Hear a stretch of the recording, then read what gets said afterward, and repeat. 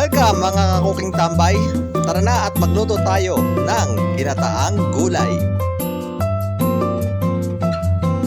Simulan po natin sa pagpapainit ng pan at mantika.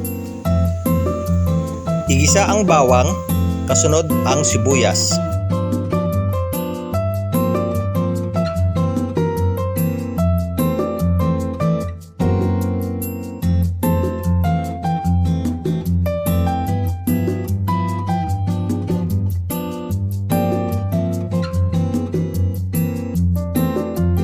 Kapag lumabas na ang aroma ng sibuyas at bawang ay ilagay natin ang mga gulay at sangkutsahin ng kaunti.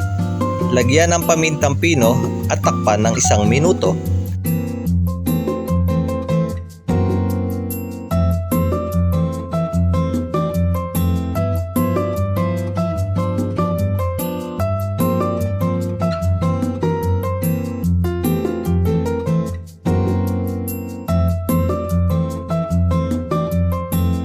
Pagkatapos ay lagyan ng kalahating basong tubig at pakuluin.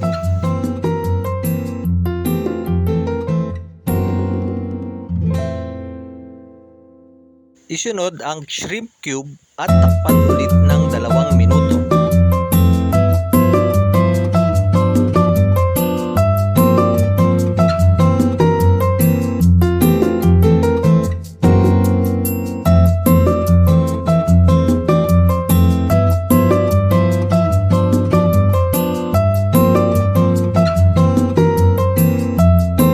Dahil mahal ang kamatis, gumamit ako ng tomato paste. Ito ay magdadagdag ng kulay at umami sa ating niluluto.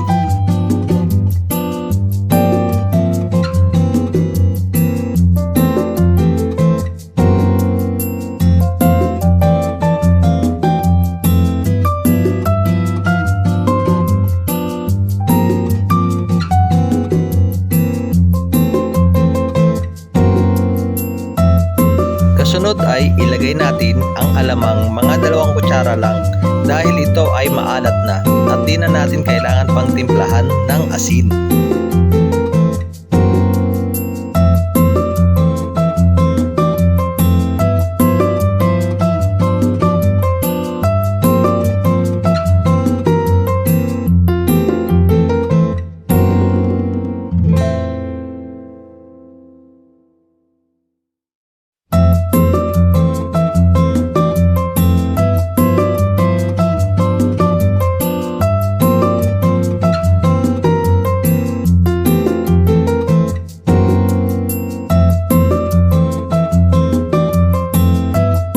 Sunod naman nating ilagay ang gata. Takpan nang maluto ang gata at nang lumambot kasama ang mga gulay.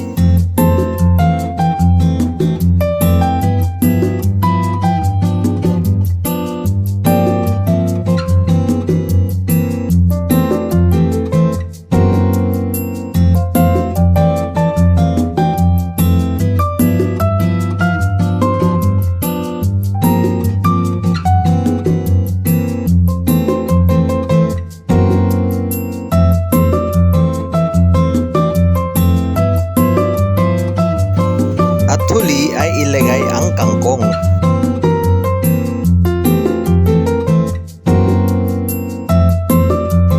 Kung inyo mapapansin ay walang sahog na anumang karne ang ating gulay dahil kasabay namin kakain ang aming mga lolo at lola.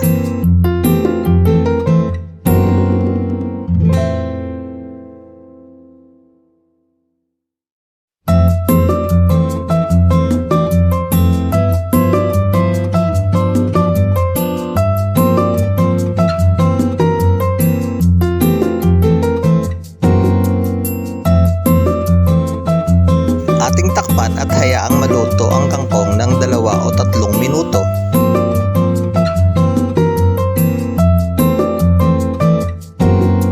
Maaari na nating patayin ang kalan at luto na ang ating ginataang gulay. Maraming salamat sa panonood mga kakuking tambay. Tambay ulit tayo sa susunod na pagluluto.